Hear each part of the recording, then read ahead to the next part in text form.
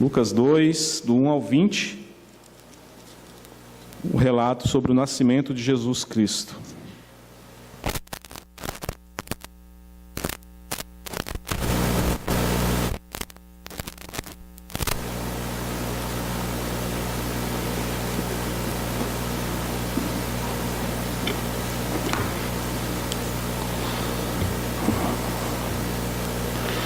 Leamos a palavra de Deus.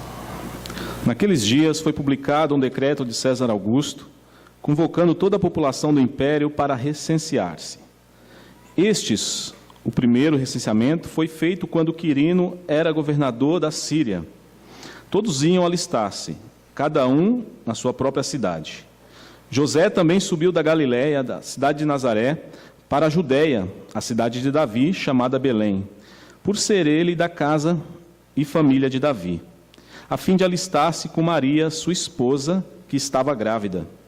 Estando eles ali, aconteceu completarem-se-lhe os dias, e ela deu à luz o seu filho primogênito, enfaixou-o e o deitou numa manjedoura, porque não havia lugar para eles na hospedaria.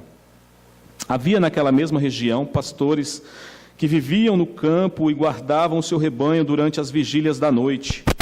E um anjo do Senhor desceu aonde eles estavam, e a glória do Senhor brilhou ao redor deles, e ficaram tomados de grande temor. O anjo, porém, lhes disse: Não temais, eis aqui vos trago boas novas, de grande alegria, que o será para todo o povo. É que hoje vos nasceu, na cidade de Davi, o Salvador, que é Cristo o Senhor. E isto vos servirá de sinal: encontrareis uma criança envolta em faixas e deitada em manjedoura. E subindo, apareceu com um anjo uma multidão da milícia celestial, louvando a Deus e dizendo: Glória a Deus nas maiores alturas e paz na terra entre os homens a quem Ele quer bem. E ausentando-se deles os anjos para o céu, diziam os pastores uns aos outros: Vamos até Belém e vejamos os acontecimentos que o Senhor nos deu a conhecer. Foram apressadamente e acharam Maria e José e a criança deitada na manjedoura. E vendo, divulgaram o que lhes tinha sido dito a respeito deste menino. Todos os que ouviram se admiraram das coisas referidas pelos pastores. Maria, porém, guardava todas as palavras, meditando-as no coração. Voltaram então os pastores, glorificando e louvando a Deus por tudo o que tinham ouvido e visto, como lhes for anunciado. Você tem uma palavra de oração agora, irmãos? Clamando aos céus para que o Senhor fale conosco. Santíssimo e eterno Deus, louvamos o Teu nome mais uma vez, Pai. Te agradecemos pela a graça de estarmos reunidos em família, a família da fé, para prestar esse culto ao Senhor, para louvar o Teu nome, engrandecer o Teu nome, Senhor. Nós lemos a Tua palavra no Evangelho de Lucas, na qual relata, Senhor Deus, o nascimento do Salvador, o nascimento do Teu Filho Jesus, o nosso Senhor e Salvador. Queremos, Pai, que o Senhor venha aplicar a Tua palavra em nossos corações, apesar de nós.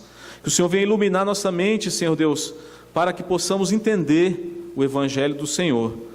Que o Senhor abençoe o Teu povo que aqui está. Que o Senhor venha edificar a Tua igreja através da pregação fiel da palavra. Que o Senhor use as nossas bocas para sermos profetas do Senhor nesta noite, em nome de Jesus Cristo, nosso Senhor. Amém. Meus irmãos, escolhi esse texto para pregar pela conveniência da data, né? E porque é importante nós termos, nós como cristãos reformados, termos um entendimento correto do que é o Natal, do que foi esse grande evento referente ao nascimento do Messias, ao nascimento de Jesus Cristo. O físico alemão Albert Einstein, ele disse certa vez: ninguém pode negar o fato de que Jesus existiu, nem que seus ensinamentos sejam belos, ainda que alguns deles tenham sido proferidos antes, ninguém os expressou tão divinamente. O Albert Einstein, ele estava certo ao dizer que ninguém pode negar o fato de que Jesus Cristo existiu. De fato, houve um dia, que provavelmente não foi dia 25 de dezembro, mas teve um dia que Jesus se fez carne, né? O Verbo se fez carne, na qual Deus operou esse milagre no ventre da Virgem Maria, e o Salvador nasceu. E o relato de Lucas, ele nos mostra em detalhes como foi esse dia. Um dia, segundo o anjo, de grande alegria para os homens. Realmente, irmãos, em toda a história da humanidade, ninguém impactou ou influenciou a história humana com sua vida e seus ensinamentos como Jesus Cristo de Nazaré. Não houve alguém que pudesse rivalizar com Jesus. Ele foi único. Ele simplesmente dividiu a história em antes de Cristo e depois de Cristo. A história humana foi dividida. Nenhum outro líder inspirou tantas mudanças na vida de seus seguidores como Jesus.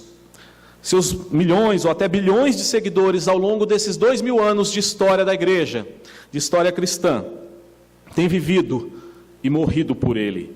Têm professado e testemunhado sua palavra como uma fé robusta e inabalável.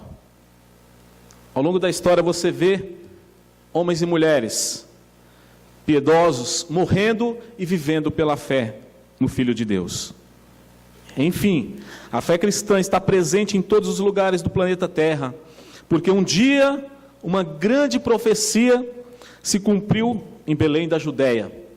A profecia que nós lemos aqui em Miqueias, capítulo 5, versículo 2 ao 4, dizia que teria que ser em Belém que o Salvador haveria de nascer.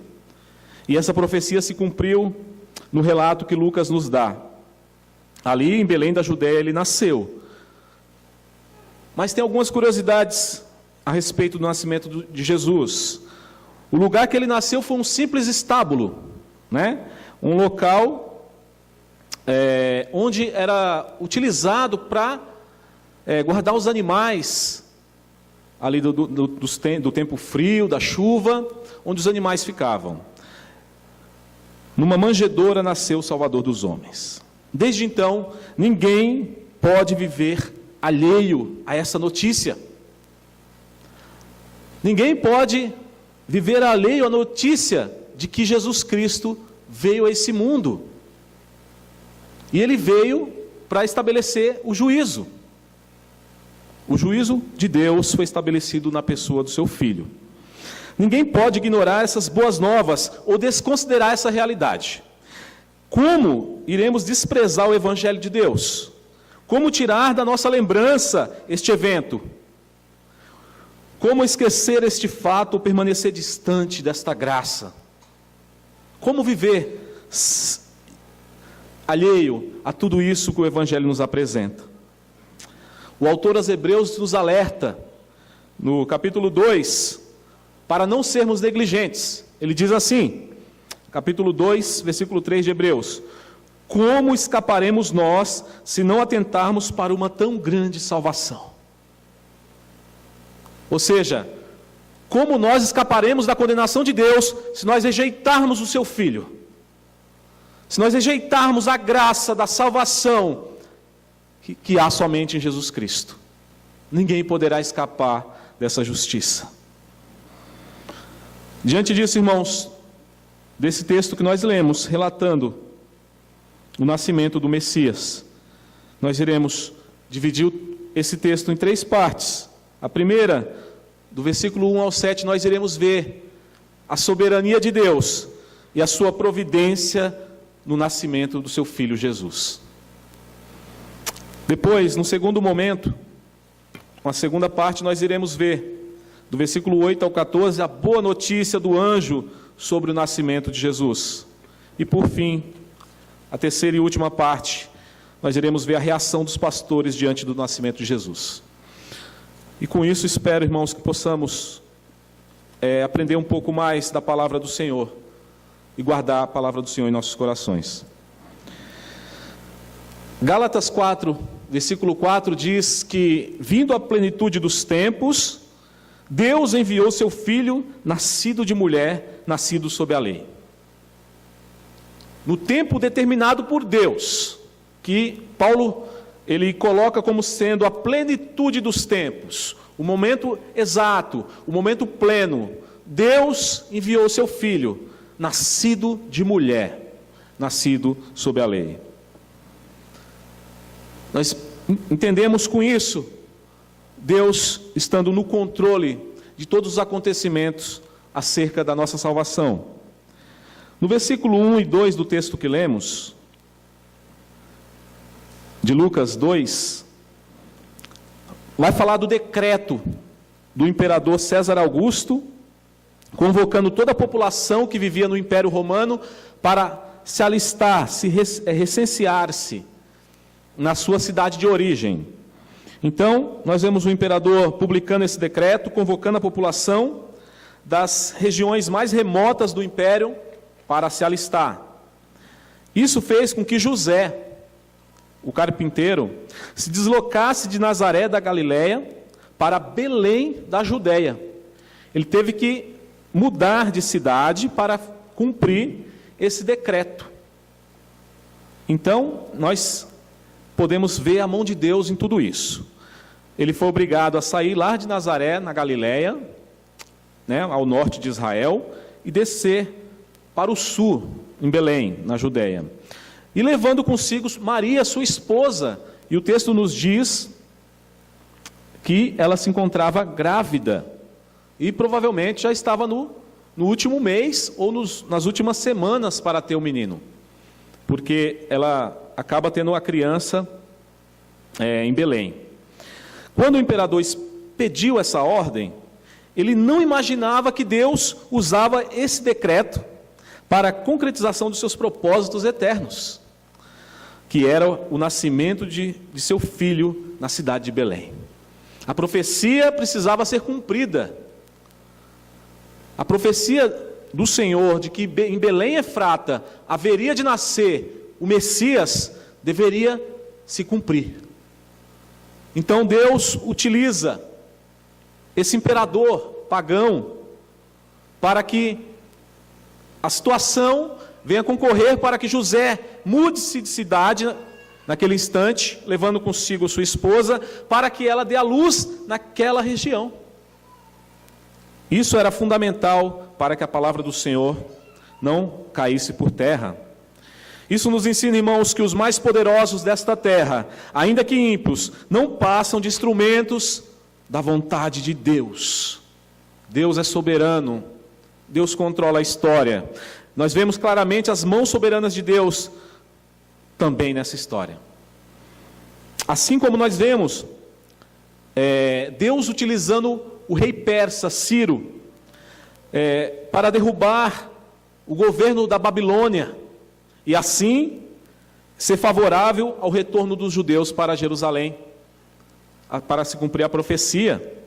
Nós vemos Deus utilizando esses homens. Também nós vemos Deus utilizando o rei Assuero, lá na história de Esther.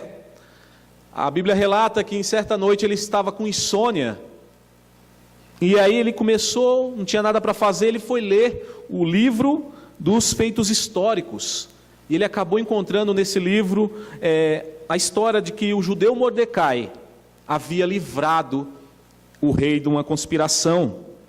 E aí ele começa a ser favorável a Mordecai e automaticamente ao povo de Deus.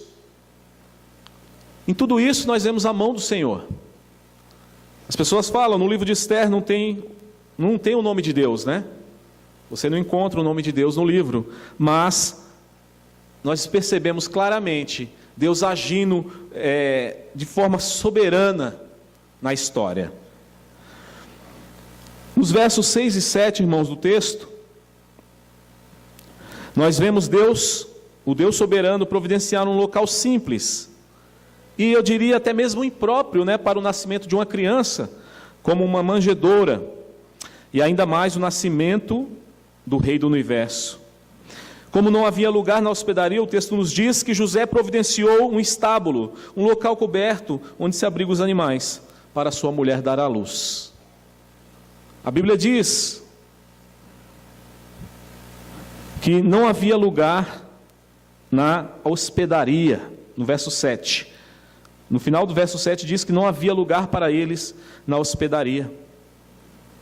Mas por que Jesus veio nascer num lugar tão simples, tão humilde, tão pobre, ele sendo o Rei do universo, o Filho único de Deus? É uma pergunta que nós nos fazemos ao ler esse texto. O teólogo Arthur W. Pink, ele nos ajuda sugerindo 3 respostas. Primeiro, ele sugere as respostas e nos dá algumas aplicações. Primeiro, não havia lugar na hospedaria, é o que o texto nos diz.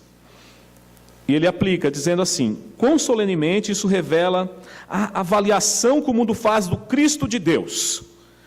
Tudo que o mundo deu ao Salvador foi um estábulo como berço, uma cruz para morrer e um túmulo emprestado para receber seu corpo sem vida. Isso foi o que o mundo deu para Cristo. Ou seja, a ingratidão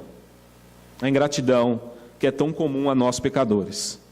Segundo, Jesus nasceu numa manjedoura para demonstrar o tamanho da sua pobreza.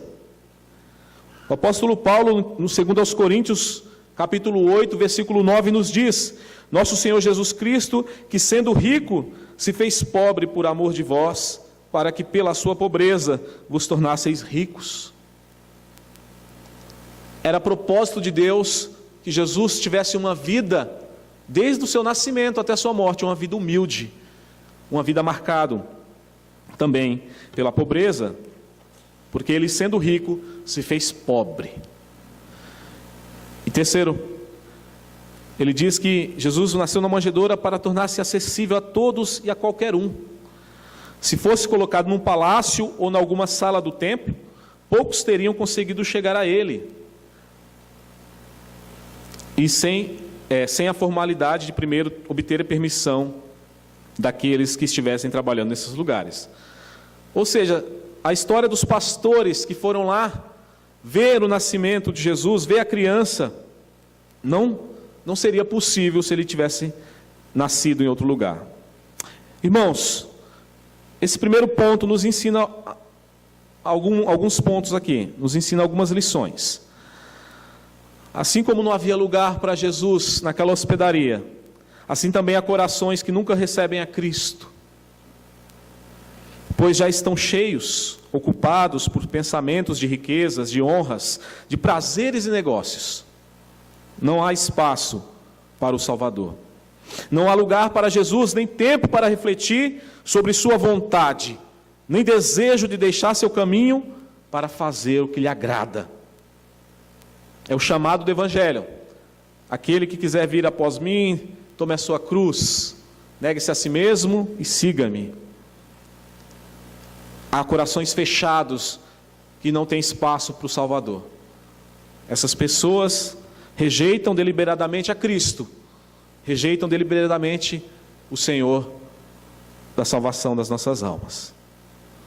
E aí chega nessas datas, as pessoas todas querem ter uma palavra bonita, todos querem ter uma palavra de bênção, mas o coração está longe de Cristo Jesus. Isso marca a hipocrisia humana, principalmente, que fica muito claro e muito nítida nessa data do Natal. Segunda parte, irmãos, do texto, nós vamos ver a boa notícia do anjo sobre o nascimento de Jesus. Sim, é assim que a Bíblia trata o nascimento de Jesus, como uma boa notícia de grande alegria e de grande conforto para o povo de Deus. É interessante que a primeira proclamação do fato mais extraordinário da Bíblia foi feita a simples pastores oprimidos. Deus não revelou isso aos líderes religiosos, aos sábios.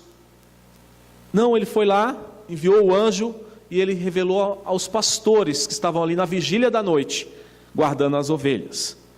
É interessante e importante nós entendermos que os pastores, eles eram uma classe desprezada pela sociedade judaica.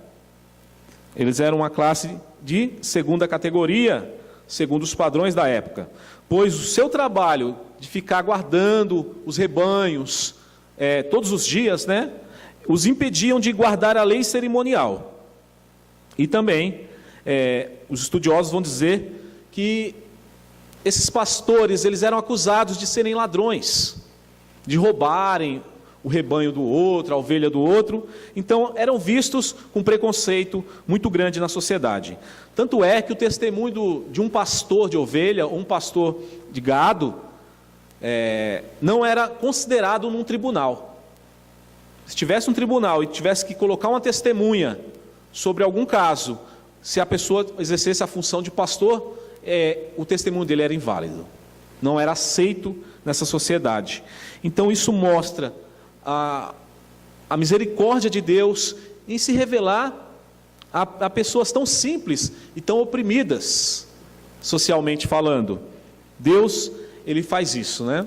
Ele se revela aos humildes, aos simples, e aos sábios e entendidos, Ele não se revela. É o que o Evangelho vai nos dizer. Então, não tinha validade nenhuma a declaração desses pastores. Mas o versículo 9, eu queria que os irmãos lesse o versículo 9, que vai nos informar que o anjo do Senhor apareceu a esses pobres pastores com uma revelação maravilhosa. O texto diz: e um anjo do Senhor desceu aonde eles estavam, e a glória do Senhor brilhou ao redor deles, e ficaram tomados de grande temor. O temor que essas pessoas tinham ao receberem essas revelações era muito comum, principalmente no Antigo Testamento, quando eles recebiam revelações celestiais, porque eles achavam que ia morrer. Nós vemos isso no chamado de Isaías, capítulo 6 do livro de Isaías, quando ele acha que vai morrer ao ter as revelações de Deus, porque ele fala: eu sou um pecador e habito no meio de um povo pecador, de impuros lábios. E esses pastores também, eles ficam tomados de grande temor por causa da revelação. Entretanto, o anjo os acalma. Ele diz: não temais, eis que vos trago boas novas de grande alegria, que o será para todo o povo. Era a boa notícia que aquele anjo ia trazer. Era uma notícia fantástica que o anjo ia revelar para aqueles homens. É um fato de grande alegria para o povo de Deus, essa notícia. Ele diz no versículo 11: é que hoje vos nasceu na cidade de Davi o Salvador, que é o Cristo, o Senhor. Essa era a grande notícia, essa era a boa nova, essa era a grande revelação que o anjo tinha. A maior alegria que podemos ter, irmãos, é saber que Deus, por meio do nascimento de seu Filho Jesus, Ele estava solucionando o problema do pecado. Esse era o propósito do Salvador vir ao mundo, solucionar o problema que nós tínhamos com Deus a respeito dos nossos pecados. Essa é a grande notícia. A semente da mulher, ela havia nascido. Aquela profecia, lá de Gênesis 3, versículo 15, na qual Deus diz que a semente da mulher iria esmagar a cabeça da serpente, ela inicia seu cumprimento com o nascimento de Jesus. A palavra de Deus estava se cumprindo. O anjo identifica Jesus como, primeiro, o Salvador. Depois, ele diz que ele é o Cristo. E terceiro, que ele é o Senhor. Esses três títulos, né? Esses três títulos que o anjo dá para Jesus é de fundamental importância para as nossas vidas. E ela traz implicações e reflexões para as nossas vidas. Salvador, ele identifica Jesus como Salvador. O termo pressupõe um perigo, um desastre, do qual o Salvador resgata aquele a quem ele salva. Qual perigo é esse? Que desastre foi esse? O desastre da queda. O desastre de nós estarmos debaixo da ira de Deus. Debaixo dos nossos pecados. Longe de Deus, sem Deus no mundo. Então Deus soluciona o nosso problema enviando Jesus para nos salvar. Isso traz uma implicação, irmãos. Somente em Jesus, há salvação para o homem perdido, na pessoa bendita de Cristo. Só Jesus é o nosso Salvador. Não existe outro caminho, não existe outra oportunidade para que a pessoa se salve. Apenas em Cristo. O apóstolo Pedro diz que nenhum outro nome há pelo qual importa que sejamos salvos. Não existe outro nome que possamos clamar por salvação. Apenas Cristo Jesus tem esse poder para nos salvar. O anjo também identifica Jesus como Cristo. Significa essa palavra, ela significa Messias ungido, né? Ou ungido, porque ele é ungido do Espírito Santo, ele é ungido de Deus para ser o grande profeta, para ser o compassivo sumo sacerdote e o eterno rei. Ele foi ungido para isso. Isso também traz implicações para nossas vidas. Jesus é o Messias prometido por Deus para levar os pecados de seu povo sobre si. Ele foi ungido por Deus para cumprir a sua missão de levar os pecados dos eleitos sobre si. Por último, o anjo identifica Jesus como Senhor, um título que na Bíblia se refere a Deus, engloba a ideia de poder, de firmeza, de competência, de legitimidade. É o título supremo de Jesus Cristo. Ele é o Senhor. Isso traz uma implicação também para a nossa fé, para nossas vidas. Jesus Cristo é o único digno de receber honra e glória, e que, ao rejeitarmos essa graça, permaneceremos em nossos delitos e pecados. É claro, irmãos, que hoje, nos dias de hoje, muitos querem apenas receber Jesus Cristo como Salvador, mas ignoram o seu senhorio.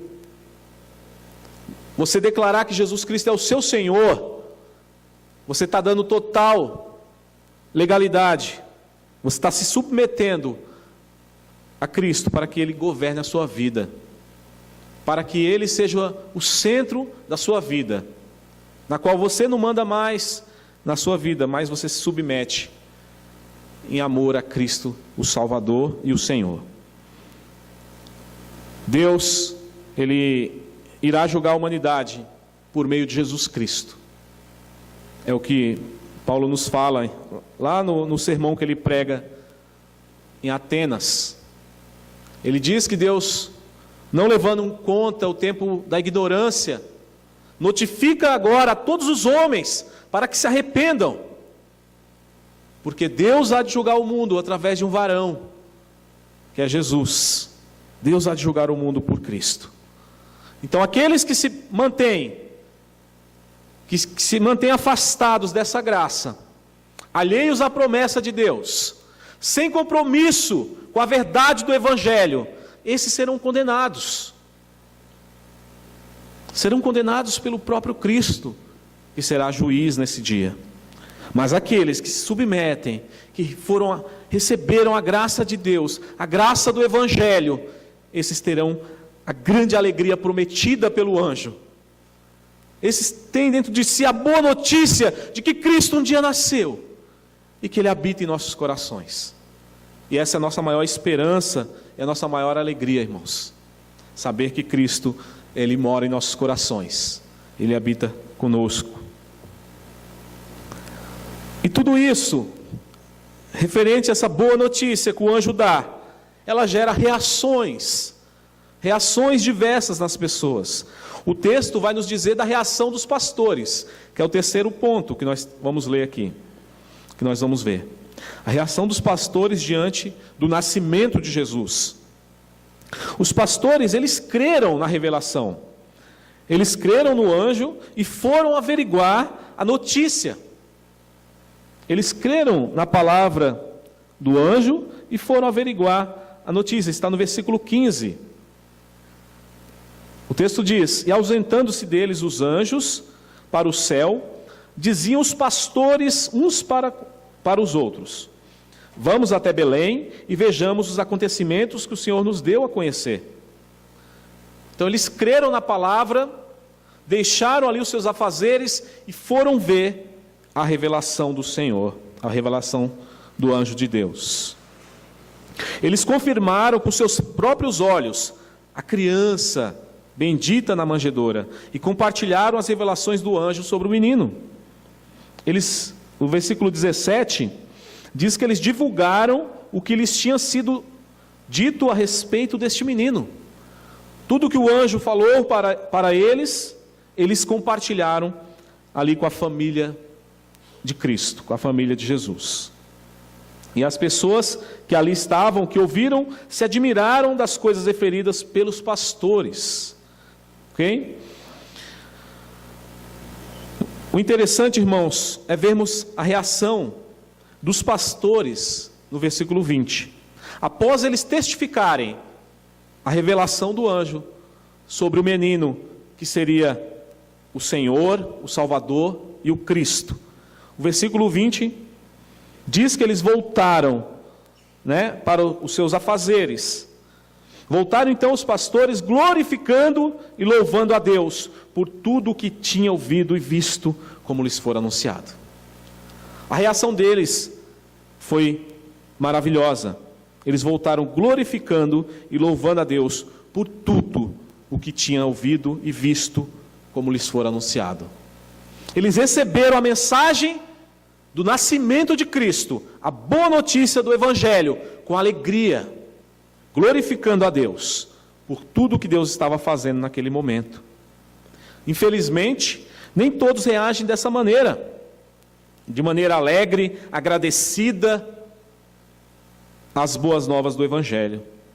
O Evangelho de Mateus, no capítulo 2, versículo 3, nos diz que o rei Herodes, ao saber pelos magos que havia nascido o rei dos judeus, o texto diz que ele ficou alarmado com a notícia do nascimento de Jesus. E ele começa a mover os seus oficiais, a movimentar todo o seu poder para exterminar a criança. Tanto é que ocorre a matança, dos meninos de 2 anos para baixo, lá na cidade de Belém. Então, uns reagem de forma odiosa à mensagem do Evangelho. E é assim, quando eu e você pregamos a palavra. Quando nós pregamos as boas novas do Evangelho, as pessoas reagem de várias maneiras. Ou elas recebem com alegria e glorificam a Deus, mostrando sim que tem um coração tocado pelo Espírito Santo de Deus, ou elas rejeitam, demonstrando a sua aversão ao Evangelho. Foi assim com Paulo, quando ele pregou em Atenas. O texto diz que uns zombavam, outros falaram: acerca disso iremos ouvir outra hora. Mas o texto diz que alguns creram. Alguns creram. Então a palavra de Deus, irmãos, ela divide, ela causa divisão na alma da pessoa. Mas ninguém pode permanecer alheio ao Evangelho de Deus. Todos irão prestar contas a respeito do Evangelho que ouviu, a respeito de Jesus Cristo, o Senhor. Ele irá ser o centro do juízo de Deus. Todos irão prestar contas de como recebeu esse Evangelho. Jesus, explicando a parábola do semeador, ele diz que existe vários tipos de solos, e esses solos são os corações humanos. Uns recebem a palavra com alegria, mas a duração é pouca, porque vem as lutas, vem as adversidades da vida, e sufoca a palavra que foi pregada. E essa pessoa, ela não guarda a palavra, ela volta para o primeiro estágio, para o seu primeiro estado. Outro solo, ao receber a palavra, as aves de rapina vão lá e retiram a palavra. Jesus identifica essas aves como o diabo e seus agentes. Então as pessoas são cegadas por Satanás e não recebem o Evangelho. Mas Jesus fala também de um solo bom, um solo fértil, na qual a palavra ela vai germinar e vai produzir 100 por 1. Irmãos, que os nossos corações possam ser solo fértil nessa noite, nessa tarde. Que nossos corações possam estar sedentos por ouvir o Evangelho de Cristo. A boa notícia que aquele anjo deu, que o Salvador nasceu, que o Salvador veio ao mundo, e que nós possamos guardar essa palavra em nossos corações, como se fosse o maior tesouro das nossas vidas. Paulo afirma, irmãos, em Romanos 10, no versículo 3, capítulo 10, versículo 3 de Romanos, que os judeus ouviram o Evangelho, mas não se sujeitaram a Cristo Jesus. Eles não se sujeitaram, eles preferiram permanecer endurecidos com sua religiosidade estéril, os seus corações embrutecidos, rejeitando a mensagem da graça, rejeitando a mensagem de salvação pela graça somente. Permaneceram duros. E Paulo fala que ele ora pelos seus conterrâneos e diz: eu preferiria ser considerado anátema, separado da cruz de Cristo, se isso trouxesse salvação para os meus irmãos, porque eu sei que eles têm zelo, mas não têm entendimento. Eles tinham zelo pela religião, mas não tinham entendimento que somente em Cristo há salvação, que somente se eles depositassem sua fé em Cristo Jesus, eles iriam ser alcançados pela graça do Senhor. João, o evangelista João também nos diz que a luz veio ao mundo, mas os homens amaram mais as trevas do que a luz. Jesus Cristo é essa luz, e ao vir ao mundo, Ele ilumina todo homem. Porém, aqueles que negam a luz, eles amam mais as trevas do que a luz. E aí João nos diz que Jesus veio para o que era seu, mas os seus o rejeitaram. Mas todos aqueles que creem nessa palavra, Deus deu o poder de serem feitos filhos de Deus, a saber, aqueles que creem no seu nome. Irmãos, a salvação é pela fé, a salvação é pela graça mediante a fé. Isso não vem de nós, é dom de Deus. Devemos valorizar tamanha graça. Uma aplicação, irmãos, uma aplicação final sobre esse texto. Nós devemos crer na palavra de Deus. Devemos nos alegrar e proclamar essa gloriosa promessa de salvação, que é a salvação pela graça por meio da fé, sabendo que aqueles que creem experimentarão a grande alegria dita pelo anjo àqueles pastores. Nós devemos proclamar essa verdade. Isso não é uma opção para mim e para você, mas é uma ordem do Senhor. Ide por todo o mundo e pregar o evangelho a toda criatura. Quem crer será salvo. Devemos proclamar as verdades de Deus aos homens. O mundo rejeita a palavra de Deus, o mundo tem se levantado. Recentemente, no supermercado de São Paulo, com certeza os donos devem ser crentes, e eu arrisco dizer que são presbiterianos, porque eles divulgaram livretos que chamaram de apostila, mas não chega a ser uma apostila, com reflexões e ensinamentos do reverendo Hernandes sobre família, na qual ele está combatendo o aborto, combatendo o homossexualismo, à luz da Bíblia, na qual ele está defendendo a família tradicional, a família cristã, os valores cristãos, e isso gerou um estardalhaço nas redes sociais e tal, ao ponto do Ministério Público entrar contra essas reflexões. Isso, irmãos, é o mundo contrário a Deus, é o mundo dominado pelo sistema anticristo, anticristão. Então nós devemos, não podemos nos acovardar diante de situações assim e não falar a verdade. Devemos pregar o evangelho da luz de Cristo. Porque onde há luz, onde tem luz, as trevas são dissipadas. Então nós devemos crer e pregar esse evangelho. Então, aqueles que não crerem permanecerão em seus delitos e pecados. É o que o evangelho nos diz.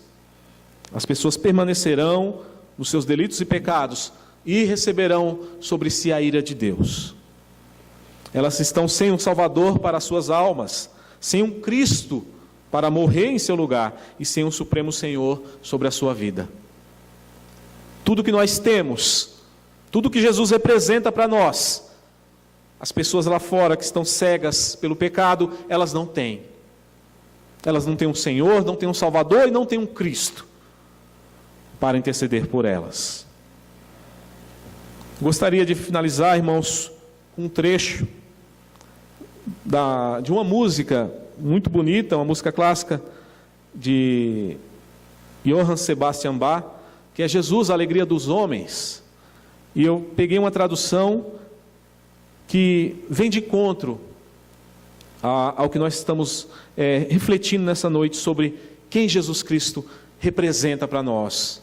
O que o nascimento de Jesus representa para nós? Nós que somos nascidos de novo, nascidos pelo Espírito. Ele diz assim: Jesus continua sendo minha alegria, o conforto e a seiva do meu coração. Jesus refreia a minha tristeza, Ele é a força da minha vida, é o deleite e o sol dos meus olhos, o tesouro e a grande felicidade da minha alma. Por isso eu não deixarei ir Jesus do meu coração e da minha presença. Que o Senhor Deus nos abençoe, irmãos, e guarde os nossos corações nessa palavra, na palavra de que a boa notícia foi dada, nasceu o Salvador. E agora, Ele notifica a todos os homens que se arrependam e que experimente a graça bendita de ter essa comunhão plena com esse Salvador maravilhoso, que é Jesus Cristo, nosso Senhor. Amém. Convido os irmãos